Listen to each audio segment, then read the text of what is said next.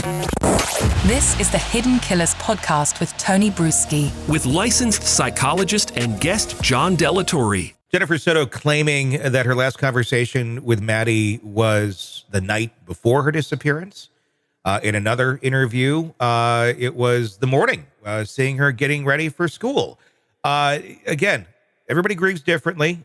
Memories can be faulty, but that wasn't the only inconsistencies. There were several others. If you watch some of the interviews, one, she says, we dropped her off at school, then it's he dropped her off at school. The timelines do not match up at all with the times that she was claiming that the girl was dropped off. And we're now learning that she was never dropped off. The idea of this camera, we'll get to that in a second. But let's talk about the inconsistencies in those statements. Could this be a mother who has her mind blown right now because her daughter is missing and just everything's, discombobulated in her mind? Or is this someone who just really, she has a story that she's trying to sell, but may not be the best seller of that story? Yeah, I think it's the second one. I think she's trying to sell a story that's not her story to sell. I think she is being fed a story to sell. I think she recognizes probably some elements of her own complicity in the disappearance and subsequent murder of her daughter. I think there are a lot of things at play. Now, you can certainly have, in your trauma response, you can certainly have elements in which your story isn't quite lining up, but not knowing when the last time that you had the conversation, it's one thing to mess up the contents of the conversation. It's another thing to mess up the timeline of when that conversation actually occurred. So I think there's a story that she's trying to tell the audience, but also herself. Mm-hmm. There's some elements of trying to convince everyone that there's nothing to see here, but she's doing it very, very poorly, probably because she knows that something very bad happened here. It was an interesting piece of this story. Early on, Jen Soto was claiming that they or she or he, or because again, it's been both, had dropped their daughter off or her daughter off across the street from the school. Maybe she was embarrassed. I mean, it was a very detailed response, and I get it. You're 13. I didn't want to be seen with my parents either. Most kids don't. But that was a story that she was telling because authorities had told, I believe, her sister that they had surveillance video of this happening, of her daughter getting out of that vehicle and then walking along or hanging out in the church parking lot, going off camera. Then that was the last they saw of her.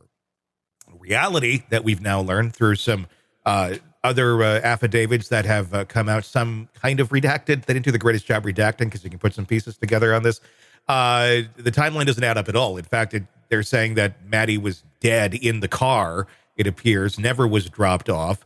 There's surveillance footage of her boyfriend throwing items of hers into a dumpster. But that idea that she was dropped off apparently never actually happened. Do you think that was a part of the investigation or part in the ploy in the investigators to give them some information? Because in the U.S., you are allowed to lie police can lie to potential suspects about what's going on to elicit information. Do you think that was part of a story that they were giving them to say, oh, yeah, she was dropped off? What do you have to say about that? Considering if he knows what happened, because he's in the vehicle, maybe she doesn't, but I don't know. I'm thinking maybe she does. We're going to say we have her on camera getting out of that car. That could throw you for a bit of a loop if you know she did not get out of that car to walk to school. Yeah, absolutely. That's certainly a technique for police to use to see how they're going to respond and how the story changes. In order to make a successful lie, it has to have an element of truth. But if you're trying to, right, if you're the liar, you're trying to hide that, you actually did something bad, then you can't reveal too much of the truth. So it's certainly possible that it was a ploy by the police to try to figure out which of the two is really at fault here. And then once they decide, once all this other stuff came out, the phone and everything like that, once all this stuff, then the police could actually start making a targeted response and how they're going to interrogate the boyfriend. In a bit of broader strokes, you watched those interviews. What was your, psychological, for what you can, evaluation of mom? I mean, just in the layman, my sense is there was an extreme lack of empathy. It was kind of shocking. It seemed that she was able to, on cue, get her voice pretty high. Really didn't see any true tears. It felt like kind of bad acting. What was your take on the interviews when she was pleading for her daughter's safe return? So I watched them in this order. I watched the one where there's a camera crew inside the house first. And then I watched the one that was done virtually. That's the one with the boyfriend sitting in the background. In the one with the boyfriend sitting in the background, I certainly saw all of that. I certainly saw the sort of cold, aloof, sort of detached manner that seemed inconsistent with a mother whose child has gone missing and they don't know what happened to that child.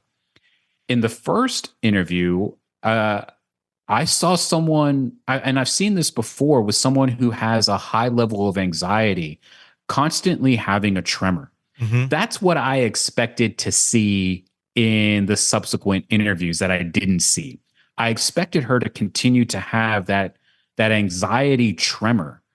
And again, no, she wasn't crying. But my point is that the boyfriend wasn't there during the anxiety tremor interview. That's the one where the camera crew is inside and she's struggling to really answer all these questions. So it suggests then that the story that either they both came up with together or the story that he wants her to tell hadn't been crystallized yet. It hadn't been formalized yet. So she's very nervous about revealing information that might be detrimental to them. And again, I understand that we're talking about a missing and murdered child. I get that. But that's not what's happening in their heads, right? For them, the child isn't missing. The child is already dead. So now they're trying to mitigate their culpability and their responsibility, either because she is complicit or because the boyfriend is telling her that she's going to be just as responsible.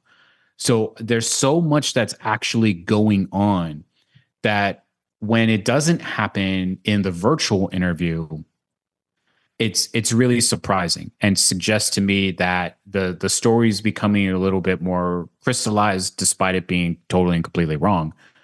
It's becoming more crystallized, and the boyfriend is there to make sure that it goes the way that he wants it to go. Want to listen ad-free? Want advanced access to all of our interviews before anyone else?